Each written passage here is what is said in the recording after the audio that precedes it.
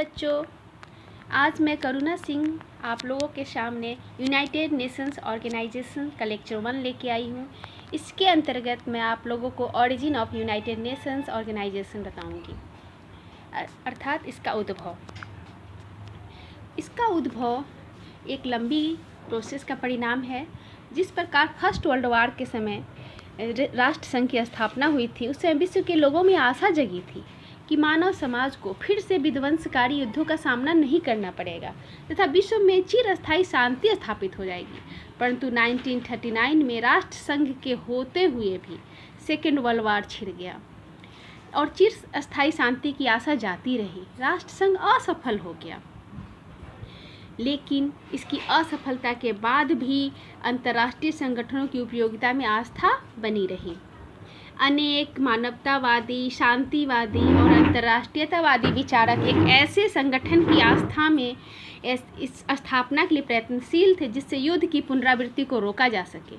राष्ट्र संघ का आदर्श इनके समक्ष था, परंतु उसकी असफलता ने उनकी आंखें खोल दी थी। इसलिए विश्व शांति को स्थायी बनाने के लिए राष्ट्र संघ से अधिक शक्तिशाली और भावी युद्धों को रोकने में सक्षम संस्था की स्थापना की आवश्यकता थी, और संयुक्त राष्ट्र संघ की स्थापना इसी का परिणाम है। इसके स्थापना की योजनाएं 2 स्तरों पर बनाई गई थी, एक प्राइवेट ग्रुप्स के द्वारा और दूसरे गवर्नमेंट डिक्लेरेशंस के द्वारा।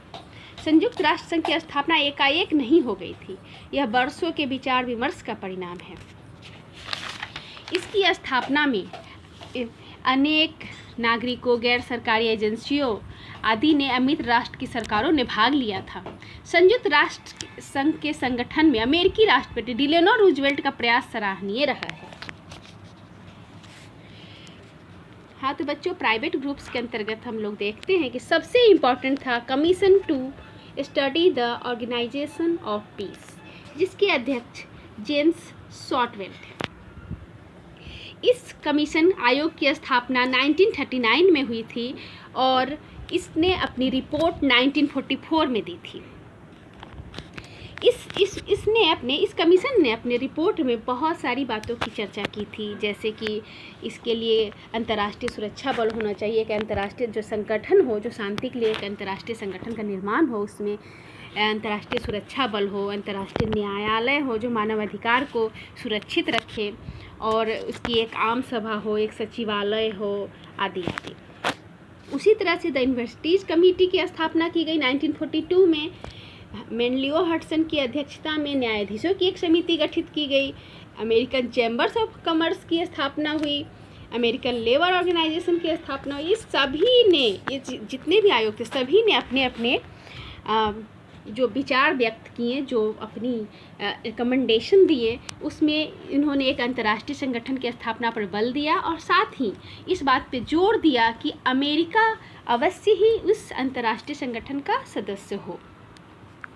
उसके बाद बारी आती है ऑफिशियल डिक्लेरेशंस की, यानी कि सरकारी घोषणाओं की। इसमें सबसे पहला स्थान लंदन डिक्लेरेशन का है, जो 12 जून 1914 को किया गया था।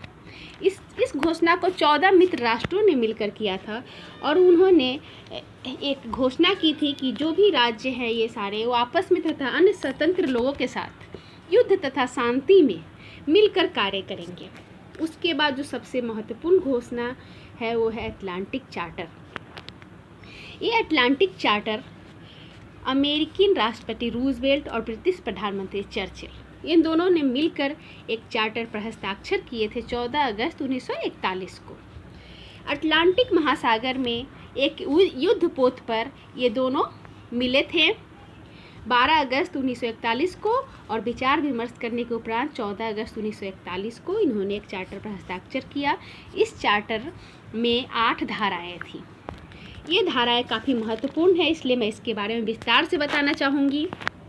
No territorial changes will be made without the freely expressed wishes of the people concerned. इन्होंने इच्छा व्यक्त की कि अब वो अपनी प्रादेशिक अथवा किसी अन्य प्रकार की शक्ति का विस्तार नहीं चाहते हैं, और संसार में ऐसा क्षेत्रीय परिवर्तन भी नहीं चाहते हैं जो उस देश की जनता की स्वतंत्रता की इच्छा के विरुद्ध हो। उसके बाद उन्होंने नेक्स्ट धारा में कहा था every nation should have the right to choose its own form of government. प्रत्येक राष्ट्र को अधिकार होगा कि वो अपनी शासन प्रणाली किस फॉर्म में रखना चाहते हैं वो चुनें। उसके बाद the right of sovereignty and self government would be restored to those countries which were deprived thereof. और जिन राष्ट्रों की स्वतंत्रता छीन ली गई है वो उन्हें पुनः वापस मिल जाए, ये देखना है। All people would be guaranteed a life free from fear of external aggression and efforts would be made to enable all citizens to life freely. साथ में वो उस समय जो नाजी आक्रमण और अत्याचार से लोग त्रस्त थे उसके बारे में इनकी राय थी। उन्होंने ये घोषणा की कि सभी एक ऐसी शांति व्यवस्था वो स्थापित करना चाहते हैं जिसमें किसी प्रकार का भय न रहे और सभी राष्ट्र की जनता अपने क्षेत्रों में भली प्रकार से रह सके, उनकी दैनिक आवश्यकताएं भली प्रकार से पूरी हो सके। No country would be allowed to take advantage from the war. किसी भी कंट्री को यह अधिकार अलाउ नहीं किया जाएगा कि वो अनुचित लाभ उठा सके युद्ध से। All nations would have the right to get raw material from any part of the world. हर राष्ट्र को, हर देश को यह अधिकार होगा कि वो रॉ मटेरियल यानी कि कच्चा माल विश्व के किसी भी हिस्से से प्राप्त कर सके। नेक्स्ट धारा है इसकी all countries would have the right to enjoy the freedom to traverse the high seas and oceans without hindrance. उसके बाद अगली धारा में उन्होंने ये कहा कि वे ऐसी शांति व्यवस्था स्थापित करना चाहते हैं जो सभी अंतर्राज्यों को महासागरों और समुद्रों पर निर्बाध विचरण की स्वतंत्रता प्रदान करे। नेक्स्ट धारा में उन्होंने ये कहा कि force would be made regarding the abandonment of the use of force. वे चाहते हैं कि संसार के सब राष्ट्रों को शक्ति का प्रयोग नहीं करना चाहिए और एक स्थायी सामान्य सुरक्षा के लिए निशस्त्रीकरण आवश्यक है। इस तरह से बच्चों आप लोगों ने देखा कि अटलांटिक चार्टर की 8 धाराओं में क्या क्या था। उसके बाद जो महत्वपूर्ण सम्मेलन था वो था the declaration of the United Nations, संयुक्त राष्ट्र की घोषणा। संयुक्त राष्ट्र घोषणा 1 जनवरी 1942 को ली गई थी। ये 1 जनवरी 1942 को 26 राष्ट्रों ने मिलकर एक घोषणा पत्र पर हस्ताक्षर किया था जिसको संयुक्त राष्ट्र घोषणा कहा जाता है। अटलांटिक चार्टर को संयुक्त राष्ट्र संघ की स्थापना पहला कदम माना जाता है तो इसको दूसरा कदम माना जाता है। यहीं पर राष्ट्रपति रूजवेल्ट ने पहली बार संयुक्त राष्ट्र शब्द का प्रयोग किया था। फिर बारी आती है मॉस्को डिक्लेरेशन की। ये मॉस्को घोषणा 1943 में हुई थी। यहाँ पे रूस के मॉस्को में एक सम्मेलन बुलाया गया था और इसमें चारों बड़े देशों के विदेश मंत्रियों ने भाग लिया था। ये मॉस्को घोषणा बहुत महत्वपूर्ण थी। इसके बारे में एस.बी. क्रायलोव ने भी कहा है कि मॉस्को संयुक्त राष्ट्र का जन्म स्थान बन गया क्योंकि सुरक्षा के लिए एक अंतर्राष्ट्रीय संगठन स्थापित करने की घोषणा पर मॉस्को में ही हस्ताक्षर किए गए थे। उसके बाद बारी आती है तेहरान कॉन्फ्रेंस की। ये तेहरान कॉन्फ्रेंस भी बहुत इम्पॉर्टेंट है। यह सम्मेलन ईरान की राजधानी तेहरान में 28 नवंबर से 1 दिसंबर 1943 तक चला था। इसमें विदेश मंत्रियों के साथ साथ अमेरिकी राष्ट्रपति रूजवेल्ट, इंग्लैंड के प्रधानमंत्री चर्चिल और रूस के शासनाध्यक्ष स्टालिन ने भाग लिया था। यह पहला अवसर था जब रूजवेल्ट और स्टालिन एक दूसरे के संपर्क में आए थे। 1 दिसंबर को इस सम्मेलन की समाप्ति हुई थी और एक विज्ञप्ति प्रसारित की गई थी। उसके बाद बच्चों बारी है डम्बर्टन ओक्स कॉन्फ्रेंस की। डम्बर्टन ओक्स कॉन्फ्रेंस भी काफ़ी महत्वपूर्ण था। यहाँ पे बहुत सारे फैसले लिए गए थे। ये इसकी जो सभा हुई थी वो वाशिंगटन के डम्बर्टन ओक्स भवन में हुई थी। ये 21 अगस्त से 7 अक्टूबर 1944 तक ये सम्मेलन चला था। यहाँ पर मेन इम्पॉर्टेंट डिसीजंस लिए गए थे, बहुत सारे फैसले। बट एक जो वीटो का जो मामला था उस पर सहमति नहीं हो पाई थी। अमेरिका और इंग्लैंड ये अधिकार उस राज्य को सौंपना चाहते थे जो निर्णय किए जाने वाले विषय से असंबद्ध हो, परंतु रूस निषेधाधिकार पर कोई प्रतिबंध नहीं लगाना चाहता था। यहाँ पर बहुत सारे जो फैसले लिए गए थे उसको 12 चैप्टर में संकलित किया गया है। उसमें जो महत्वपूर्ण बातें हैं वो इस संगठन का क्या ध्येय है, क्या सिद्धांत है, इसकी सदस्यता क्या है, संगठन के प्रमुख अंग कौन कौन से हैं, महासभा का इसमें वर्णन है, सुरक्षा परिषद के संगठन और कार्यों का वर्णन है, अंतर्राष्ट्रीय न्यायालय का वर्णन है और भी बहुत सारी बातें यहाँ पे तय कर ली गई थी। उसके बाद याल्टा कॉन्फ्रेंस हुआ। याल्टा कॉन्फ्रेंस रूस के प्रदेश क्रीमिया के याल्टा नगर में हुआ था। इसमें भी सभी महत्वपूर्ण नेता इकट्ठे हुए थे। इस डम्बर्टन ओक्स कॉन्फ्रेंस में जो सुरक्षा परिषद की मतदान प्रणाली पर कोई निर्णय नहीं हो पाया था, उस पे यहाँ पे निर्णय ले लिया गया। उसको कहते हैं याल्टा वोटिंग फार्मूला।